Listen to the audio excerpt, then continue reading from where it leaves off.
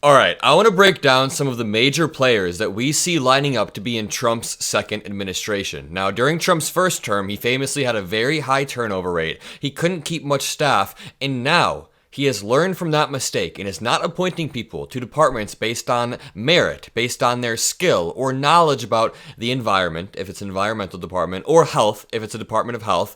He's only hiring people based on loyalty. And just to further prove this, he doesn't want any Mike Pences around him. He doesn't want somebody that will challenge his power or act as a check as Mike Pence did. Even Bill Barr, who was the Attorney General, said, "Dude, I know that you appointed me, I know that we're friends, but I can't go out and spread election fraud lies for you. There will be no Bill Barr this time. The Bill Barr will be equivalent to Rudy Giuliani or maybe even something worse." So, we have 90 days till Trump is inaugurated. Roughly, we have a lot of work to do. Let's break this down and let's go hard. Let's start off with this article saying who could be in Trump's transition team. It's interesting because a lot of these players you'll already know, a lot of these players you won't. Now that Donald Trump has won the 2024 presidential election, all eyes are on who he appoints as his top team. The individuals selected for cabinet positions are meant to be the president's close allies, ideally with some interest or experience in the department they head. But the former president has made it very clear that his priority will be appointing loyalists rather than those best suited for a position, a takeaway from his first administration where he faced record cabinet turnover. And it reminds me of the quote, if you meet one asshole in the morning, then you met an asshole, but if you're meeting assholes all damn day, then the likelihood is you are the asshole. So when Donald Trump fired his first person, it's like, okay, maybe that person messed up. But when he had a 90 to 95% turnover rate and every single person around him kept saying, yeah, this dude is unfit, I'm so glad I'm not working for him anymore, then you are the asshole. You are the one that is the problem. But let's jump in. It is worth noting that being chosen for Trump's cabinet is no guarantee of longevity or success. Actually, far from it. Some of his first administration ended up being charged with crimes or serving time in prison. That being said, here are some of the top picks with very high likelihood of them being in these positions. So, let's start off with the Chief of Staff, Brooke Rollins. And before we dig in, make sure you like the video, and please make sure you subscribe below. People have been leaving this space en masse. I believe I've lost 10 to 15,000 subscribers, which is no biggie. We'll rebuild it, but just make sure you're subscribed. Let's keep growing this, or else we're ceding more ground to MAGA, which is not a good idea. So, Brooke Rollins is a loyal Trump ally who currently serves as the CEO of the America First Policy Institute, the right-wing think tank expected to have a large influence on Trump's administration. A lawyer who served as the White House domestic policy advisor in Trump's final year in the White House, Rollins was generally considered one of Trump's more moderate advisors while in office. Policies she supported during Trump's first term were criminal justice reforms that lessened prison sentences for some relatively minor offenses. And listen, this person has a very, very interesting story that I want to break down. This is Brooke Rollins over here on the right, and I think it's important we start understanding who these power brokers are as we head into the second term, because I know a lot of people really want to check out, and I think that's completely fine if you want to check out for a day, a week, or a few months, but at some point, we have to come back, we have to understand who we're dealing with, and we have to start battling this disinformation. There are already people working on building left-leaning, liberal political networks to blow up and basically push back against this information system the right-wingers have built. So, we need to make sure that we have a solid grasp on the facts. In mid-August, on the day that the Trump campaign announced the chairs of its long-awaited presidential transition team, alright, so this is interesting. In mid-August, the Trump campaign announced the chairs of its presidential transition team. On that day, former Trump aide Brooke Rollins appeared in a Fox Business interview to weigh in on the selections. Her reviews were glowing. Linda McMahon, the WWE executive turned head of Trump's Small Business Administration, was, quote, remarkable, Rollins said. Howard Lutnick said had the trust of the president. She said it was a great day for America to reclaim the country from the hands of socialists. Quote, if you put those two people together, said Rollins, knitting her well-manicured fingers into an interlocking pattern in front of her chest, quote, it's magic. The real magic of the moment, though, belonged to Rollins herself. Though she didn't say so on air, Trump's announcement represented a major victory for her, for Rollins, because McMahon is a close friend and ally and is the chair of that same America First Policy Institute, the one that Rollins is the founder and CEO of, the pro-Trump think tank that Rollins founded. And it seems like McMahon had sent an unambiguous message to the MAGA universe that Rollins had won the contest for the preparations of Trump's second administration. So the AFPI is the foundation guiding the Trump administration. Quote, but even during this moment of apparent triumph, Rollins did something unusual for most Washington insiders. She deflected credit away from herself, showering it on McMahon and Lutnick instead. This wasn't some spontaneous display of humility either. To the contrary, it was a tactic that people who know Rollins say she has used to uncanny effect in her rise from little-known aide in the Trump White House to the driving force behind the Trump transition effort. Like every good sleight-of-hand artist, Rollins seems to know that in order to work her magic, she first had to fixate her audience's gaze somewhere else. So Rollins is pretty skilled and had a rapid ascension from someone low-level staffer in the Trump White House to somebody who is now guiding the transition team, and it's because she's doing it secretly, in the shadows. So let's learn about these people. This skill helps explain how Rollins has become one of the most important Republican operatives you've probably never heard of. Through careful maneuvering, Rollins has positioned herself and her organization, AFPI, at the center of the Trump universe without attracting the sort of public scrutiny or Mar-a-Lago melodrama that has torpedoed the careers of so many other ambitious Trump operatives. Although AFPI remains formally independent, it is widely understood among conservatives that AFPI has the reins on the transition, largely along with the Heritage Foundation. Let's read a little bit about this foundation, then we can go on to the next person. The America First Agenda. What to know about the Project 2025 alternative reportedly behind the Trump transition team. America First policy blueprint lays out a number of priorities in line with policy views that Trump and his allies have pushed, including imposing tariffs on imported goods, lowering corporate tax rates, and some of these use a very clever form of political doublespeak, like this one, protecting religious freedoms. Are religious freedoms not already codified in the Constitution? Under the First Amendment, we have the freedom to practice whatever religion we want. When I think of protecting religious freedom, I feel like that is a guise. It's a hidden way to impose restrictions on other people's religions or to insert Christianity in schools. Increasing domestic oil and gas production, we're already doing that at the highest rates ever. Getting rid of climate change efforts. Opposing policies supporting transgender rights. Opposing any gun control measures. The funny thing is, Biden passed less gun control measures than Trump because Trump passed a bump stock ban, imposing work requirements for Medicaid recipients, curbing immigration, and reducing America's role in assisting with international conflicts. These are just vague ways to say that we are going to go for this Trumpian, MAGA, isolationist agenda where we somehow tariff other countries but also pull back from trade wars at the same time.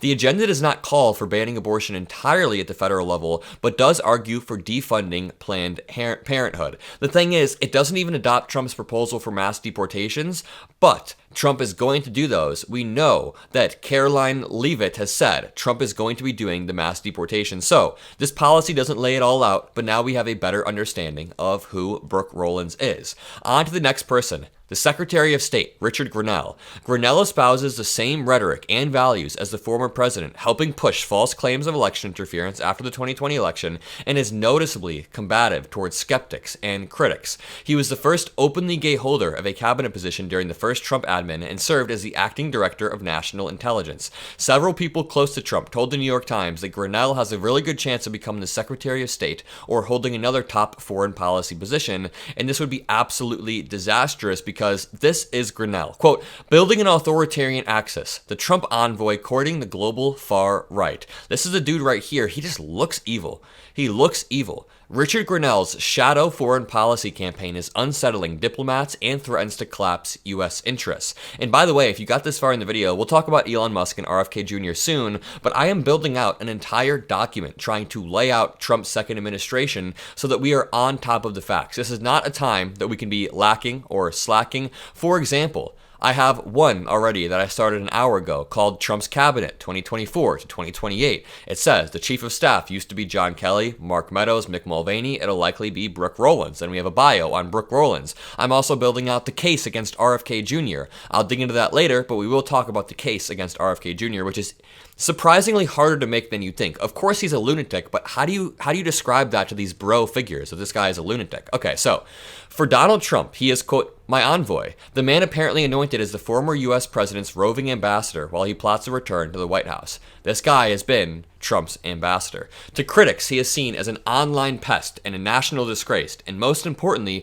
a dark embodiment of what foreign policy in a second Trump administration would look like. Meet Richard Grenell, a vocal tribune of Trump's America First credo on the international stage, and the man hotly tipped to become the Secretary of State. A senior executive in the right-wing Newsmax cable channel, Grenell, 57, has crafted a persona as the archetypal Trump man, keen and ever ready to troll liberals, allies, and foreign statesmen in public forums and on social media. Grenell, who served as a rambunctious ambassador to Germany and acting director of national intelligence during Trump's first term, has carved a niche as the articulator-in-chief of the MAGA approach. But the thing is, this guy is incredibly deranged. This article reads, Trump's new spy chief used to work for a foreign politician the U.S. accused of corruption. And, we'll get to that. But going back to this article about his dark foreign policy. In the recent months, he has pitched up in Guatemala, where he had tried to stymie a U.S. State Department pleas for a peaceful transition to power by backing right-wing efforts to block the inauguration of the liberal president-elect. Listen to this one more time. Seasoned analysts across the globe fear that his hyperactivity is already unsettling U.S. diplomats, even while Trump is out of office. In recent months, Richard Grenell has pitched up in Guatemala, where he is trying to stymie U.S. State Department pleas for a peaceful transition of power by backing right-wing efforts. He is trying to make sure there is not a free and fair election. They are trying to implant proxies across the globe while also being isolationists. It's totally disgusting. But Grenell lambasted American diplomats for trying to intimidate conservatives over a phony concern about democracy. He has also repeatedly visited the Balkans, building on a previous role as a Trump administration special envoy. He attempted to broker a meeting between Trump and Turkey's president. Grenell knows who can be seduced, intimidated, and destroyed. Grenell's high profile has an intimidating effect on serving U.S. diplomats. Grenell has become a strident advocate of abandoning negotiations in decades-old territorial disputes in the Middle East. Quote, there are many aspects to what Grenell is doing. One is grift, looking for business deals, particularly in Serbia, where Trump has long-standing business interests, and Trump seems to be helping him pursue this. Another is more sinister. It looks as though Grenell is trying to build up a developing authoritarian network of right-wing leaders to form this authoritarian access that Trump might govern, ranging from Putin to Orban to Erdogan. All of these are anti-democratic forces and use a simple playbook of using democracy to overthrow democracy. This is where it is getting terrifying. They are trying to build up a coalition to rival NATO within the U.S., and this dude will actually have power within our government. I don't mean to scare you guys, I mean to inform you guys. On to the next one. The Secretary of Health and Human Services. Oh boy. RFK Jr. Since dropping his own independent bid for president, Kennedy fully joined Team Trump, with the president-elect confirming he will take a leading role in health. The health of the nation. Kennedy is often criticized for sharing health-related conspiracy theories and has pushed misinformation about vaccines and HIV/AIDS/denialism. His other concerning ideas include removing fluoride from drinking water and potentially banning certain vaccines, while also only promoting raw milk, which would kill people within a year. It is an absolutely terrible idea. And okay, just to lay the groundwork with RFK Jr., a lot of people watching this may not know how bad he is. He is a straight-up liar who was grifting for power. He started running as a Democrat, somehow moved to the other end of the spectrum, and he did it by lying throughout his entire campaign. For example, watch this moment that RFK Jr. is called out live on CNN for straight up lying. His entire campaign is full of lies like this. Watch. You have gained notoriety for your skepticism about vaccines. And over the summer in an interview, you said, quote, there's no vaccine that is, safe and effective. Do you still believe that? I never said that. So stop me. We have the clip. Please play the clip. Play the whole clip. You've talked about that the media slanders you by calling you an anti-vaxxer. And you've said that you're not anti-vaccine, you're pro-safe vaccine. Difficult question. Can you name any vaccines that you think are good? I think some of the live virus vaccines are probably averting more problems than they're causing. There's no vaccine that is, safe and effective. So you did say it. Do you still believe it? Well, here's what I would say.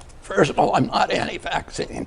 How is that statement not anti-vaccine? Well, I can say right now there's no medicine for cancer. That's Just what a well-spoken guy. I'm so glad this is a guy that's going to head our HHS. So well-spoken. When he gets caught in a lie, he knows how to defend himself. Not at all. This guy is an absolute idiot and it actually pisses me off. Again, I'm building on a document, the case against RFK Jr., and it's an appeal to our institutions for checks and balances. And I just started this literally an hour ago, but quote, "It is normal to be skeptical of government agencies and regulatory bodies. That is completely normal. It is normal to be skeptical or even worried about the collusion of governmental agencies or regulatory bodies for profit. For example, this is something that Kennedy talks about all the time, and it's not the strongest example. It's a little bit of a straw man, but we can just run with this example. Pfizer was fined $2.3 billion for falsifying records, but the profit they made by falsifying those records outweighed that fine. So, people like RFK Jr. see that. They latch onto that and they push that to the masses and they say,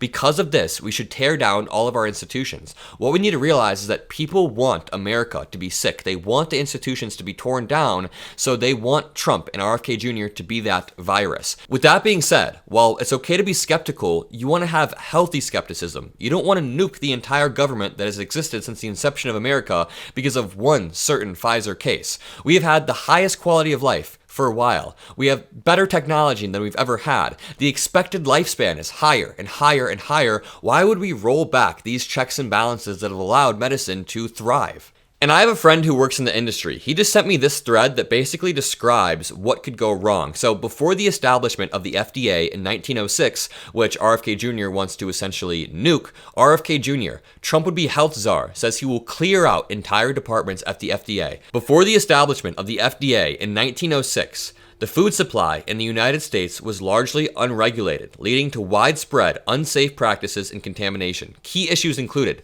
contaminants and adulteration. Food producers often added harmful substances to increase weight, improve color, or extend half-life. And while this is still done, we have regulations, and we need to build on those regulations. If RFK Jr. wants to build on these regulations based on scientific data, that is different. If he wants to say, hey, red dye 40, whatever it's called, we shouldn't be consuming that. We should limit that or disincentivize it. That is very, very different than saying he wants to nuke all of these departments. So to keep going, beyond contaminants and adulteration, spoilage and lack of sanitation has been enforced by the FDA without any sort of federal oversight. And if these committees are nuked, food production will lack sanitary standards. Meatpacking plants, for example, were notoriously unhygienic and disgusting in 1906. Food would be contaminated with dirt, animal waste, diseased meat, and increased the risk of illness among the population. The FDA curbs that. And RFK Jr. wants to nuke the FDA. Again, I'm just making the case against RFK Jr.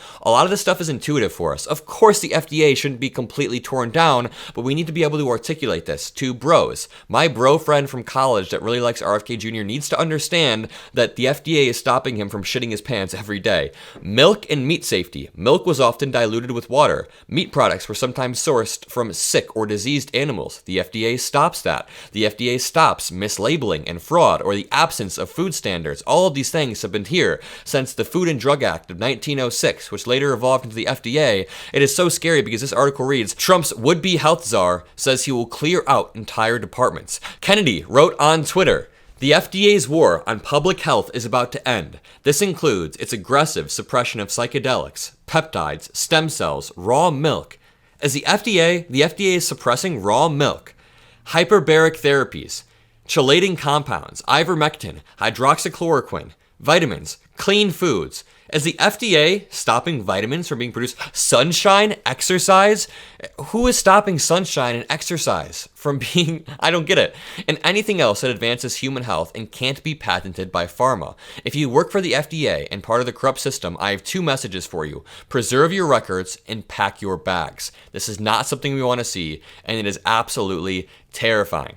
My questions are, what qualifications does RFK Jr. have to know any of this stuff? I had a friend tell me a while back that RFK Jr. is super qualified for this because he's an environmental lawyer. He can do all of this. But no, you wouldn't trust an engineer just because they're smart to do heart surgery. What does an environmental lawyer know about hydroxychloroquine or stem cells? When it comes to stem cells, don't they want to stop IVF? I mean, going on to the next person in the list. Secretary of Defense, Marco Rubio. You know, Marco Rubio is spineless. I don't like Marco Rubio. I disagree with Marco Rubio on everything, but I don't know if Marco Rubio has this instinctual authoritarian urge that Trump does, that Elon Musk does. I feel like if Marco Rubio would have won in 2016, he likely would have conceded. And maybe I'm being too charitable, but if you guys have watched Marco Rubio speak, he seems like a normal dude who's just a Republican, not some weird fascist dictator. And when I say normal dude, I mean he's still like a pro-life conservative, but he's like the old school Republican. It could be Marco Rubio, Tom Cotton, or Bill Hagerty, a U.S. Senator from Tennessee who worked on Trump's 2016 transition team. Tom Cotton, for example, has taken a more aggressive stance on foreign policy with Iran and China and is a strong supporter of Israel. The Attorney General could be somebody like Ken Paxton, somebody like Mike Lee. U.S. Senator Mike Lee is a Trump critic turned ally. He refused to endorse Trump in 2016, and now he is a very, very controversial person. The Secretary of Energy could be Doug Burgum. I'm going to again say, I don't think Doug Burgum has this weird urge to tear down America in the same way Trump and Elon do, even though I think Doug Burgum is not a good dude. Doug Burgum is a MAGA sycophant. He is pro-life. He's a terrible person, but I don't think Doug Burgum will go in there wanting to nuke everything. That's just my instinct. Now, on the other hand, Secretary of Homeland Security Stephen Miller, we all know that Stephen Miller wants to nuke everything. That is the vibe we are getting from him. Trump's senior advisor Miller has been a familiar face on the campaign trail, frequently opening for his boss at rallies with a torrent of anti-immigrant rhetoric. To carry out his mass deportation plan, Trump may rely on familiar faces who helped shape his immigration policy during his first administration, like Miller, one of the staunchest anti-immigration supporters. Remember, we got leaked emails a few years back. Leaked emails fuel calls for Stephen Miller to leave the White House. This dude was subscribed to a white supremacist magazine and was speaking to white supremacists in his emails while he was working behind the scenes of the White House. First of all, just look at the guy. Just look at the guy. It's not surprising at all. And secondly, this is the guy that will be in charge of Donald Trump's mass deportation plan. He was among those who strongly supported separating families at the border and banning Chinese students from studying in the U.S. and more. Why would we ban smart people from coming to our country and building on our economy? This is the type of destructive stuff that is just, Okay, so we have Vivek Ramaswamy, one of the slimiest, worst people ever, who I have met many times, who I have talked to. We have Tesla CEO Elon Musk. He may not have a formal role in the administration, but the scarier part is he will be controlling X or Twitter and misinforming the American population. Imagine a reality where Trump gets back into the White House and he begins taking credit for Biden's economic accomplishments, and then on Twitter, Elon Musk is gaslighting the American people into thinking that Donald Trump just fixed the economy. I mean, it's almost even more terrifying because even without a formal role in the administration, Elon Musk will still be a large power broker. He owns X, which means he can control the minds of so many people, not directly control their minds, but just flood their feed with relentless right-wing stuff saying Trump succeeded here, Democrats stopped him here, if Trump wants to arrest some random person, then blah blah blah, they deserved it because of this. Elon Musk will run defense and make sure the populace is behind Trump. So that is what we are up against. That is the power we are up against, and that is why we need to stick together. Take as much time off as you need. I totally understand, but at some point we should come build this space back up bigger and better. Peace out. Love you guys. See you.